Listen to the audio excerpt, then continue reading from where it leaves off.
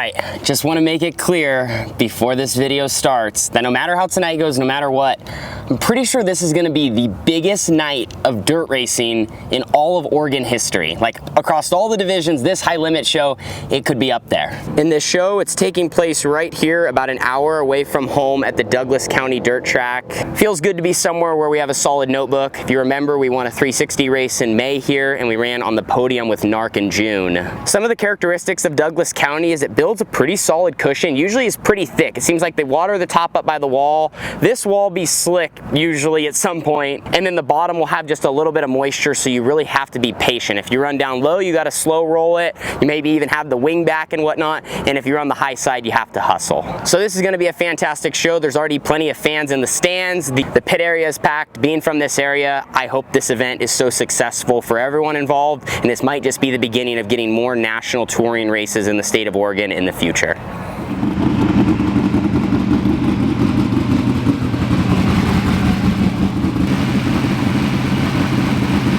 As we get things fired up for the night, let me real quickly tell you about Champion Racing Oil. So inside of our racing operation, we have a lot of money tied up in our engines. I mean, it's called motorsports for a reason. You gotta have a good engine that runs well, that's reliable, that can take you to victory lane. And here in my car, here's a look at our 410 cubic inch engine that makes just over 900 horsepower. So as you're trying to maximize horsepower, but also create longevity with all your equipment in your program, it's key to choose a good motor oil, and I have the best right here in my hand with Champion. So we've been running them since we started in 2017, and they have been a trusted tool in our program to help us get to victory lane. If you guys would like to learn more about them, I put a link at the top of the description. Thank you so much, Champion. Let's head back to Douglas County Dirt Track and get into qualifying.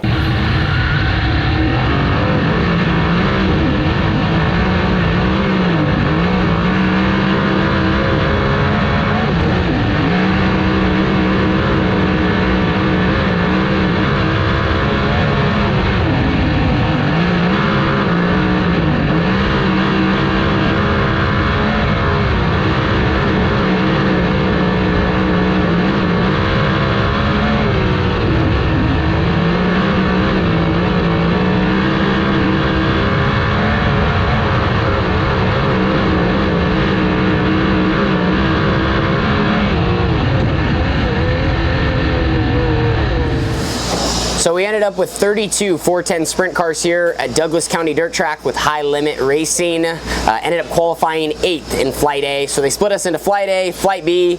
They actually probably could have got away with not doing that. The track stayed, you know, fairly consistent all the way through qualifying. We still probably, I would say the first couple cars, there's some greasy spots, but as guys went, they really burned in a true lane about 3/4 of the way up the track. And the times, they are, man, they're so close. We were a 12:0. I think quick time was an 11:8. And I'm not gonna make an excuse that going out first, I'm not saying it like completely hurt us like I mentioned. I just think there's maybe a little bit of grease, and maybe like being right in the middle or at the end of our flight was the money spot. That's when the times really kind of jumped up. But nonetheless, my car felt good. I think I could have made up some time in 1 and 2. If I could have got off a 2 better, that's just where I felt like I didn't, for one reason or another, almost being maybe a little snug. Like I just couldn't keep my speed up. I was trying not to get too high. And 3 and 4, I felt like I ripped good enough and carried just as much speed as anyone else. So with the high limit format, we are now going to be rolling off from 3rd in our heat race. Top 5 go to the feature, and they're going to be taking the winner to the dash.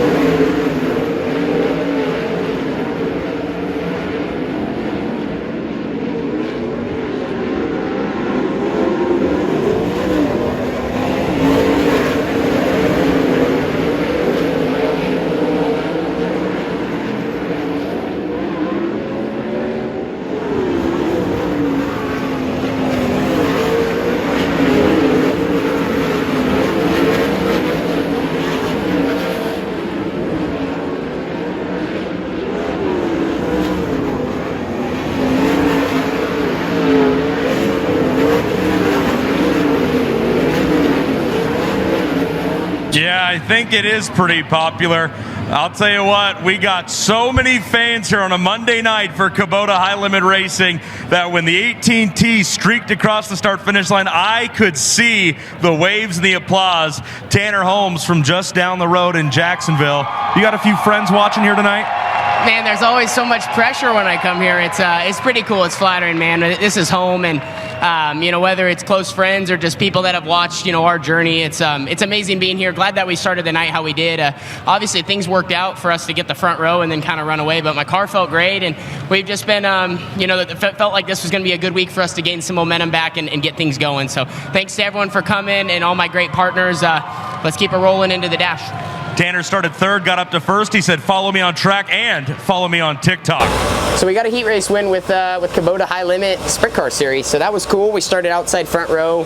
Wasn't supposed to start on the front row. I think they called Brad for a jump start, then they moved me from third to second, moved the 21 inside, and 21 kind of got a good jump, but the top was just kind of the place to be. That's why leaders were trying to go so early, because the bottom was greasy, which I was, you know, nervous about. And once they put me on the front row outside, I was like, shoot, it's my time. I got to take advantage of this opportunity.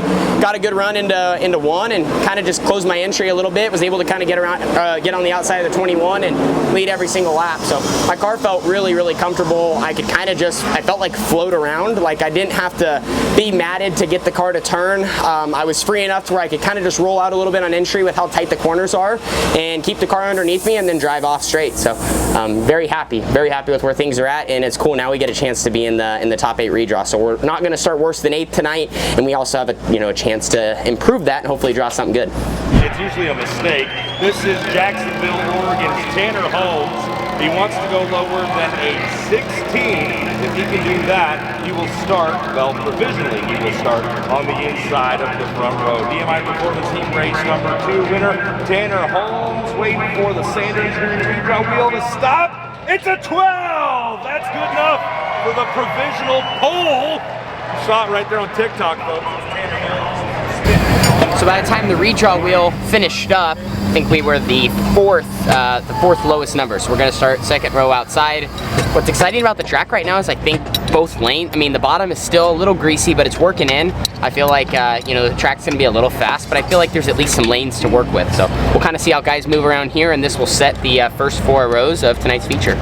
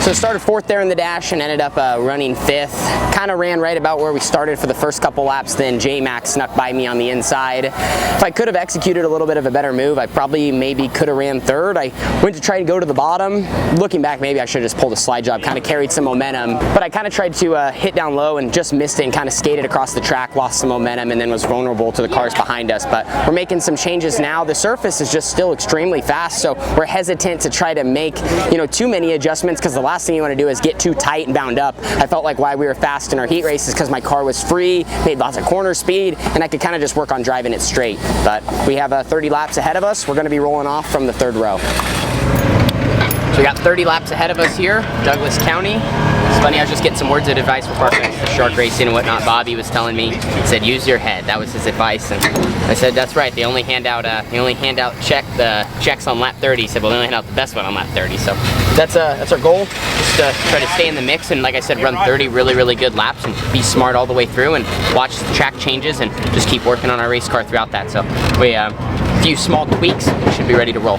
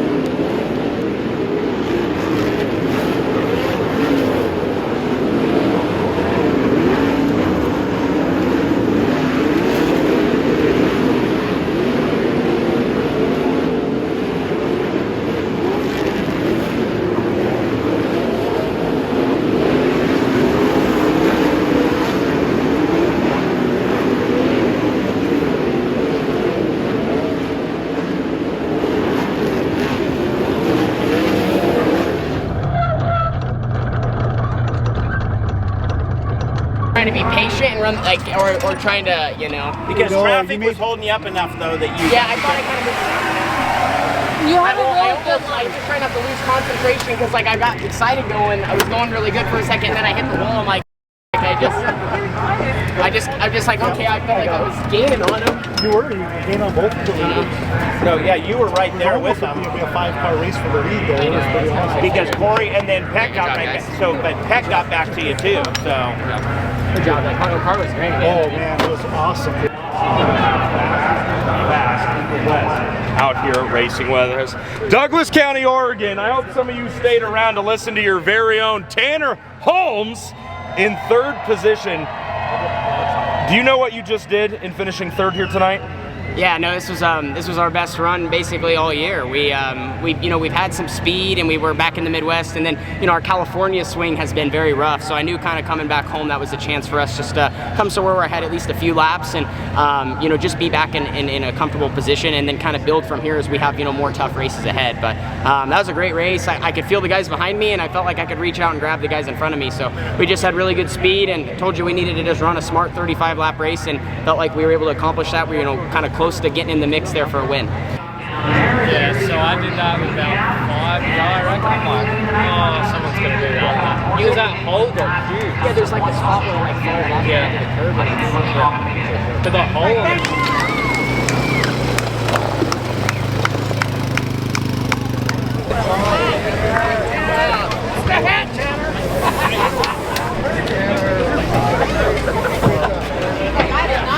Brad jumped and it moved us to the front row and we just took advantage of it and just kind of worked on our car. Never got to the lead or anything. Guys, wow, what a night at Douglas County Dirt Track. Wasn't a victory, but this was something that we needed so much. Just feels so good. It really does. It feels so good to run on the podium with High Limit. This ties my best national touring finish. My best was with Shark Racing at Jackson Motorplex. Third there, third tonight behind James McFadden and Justin Sanders. And throughout the race, it felt like I could reach out and grab those guys. I made up some time. I was right there, but also I could tell that there was a couple cars hot on my heels. I saw Justin Peck. I know Corey Day. You could probably throw a blanket over the whole entire top 5, but my team did such a good job tonight with my race car. I felt like I drove a smart race. I wanted to go harder. Honestly, looking back, you always go, man, I wish I could have just got a little more, but I felt like as I was trying to drive more, I almost was losing focus and got the backstretch wall at one point. I just wanted to go as hard as I could while being smooth, easy with my hands. I felt like tonight my race car I was driving my car, it wasn't driving me. So I was just trying to go right to my limit and give myself the best opportunity to win the race and not take, we did not need to be taken out of the position we were in if something would have happened, if I would have got a flat or, and granted, don't get me wrong, you put it on the line to win these races, but for us, man, we just wanted to be there, be in the mix, and, obviously if I could have been just that much more, I could have had a shot at winning the dang thing, so we just got to keep working on it, but regardless, it feels so good. We're like the last people in the pits. There's nobody else. We're hanging out. We're getting ready to work on the car, but it feels great to have the night that we did. And gosh, man, like I said, just such an awesome run with the High Limit Racing Series.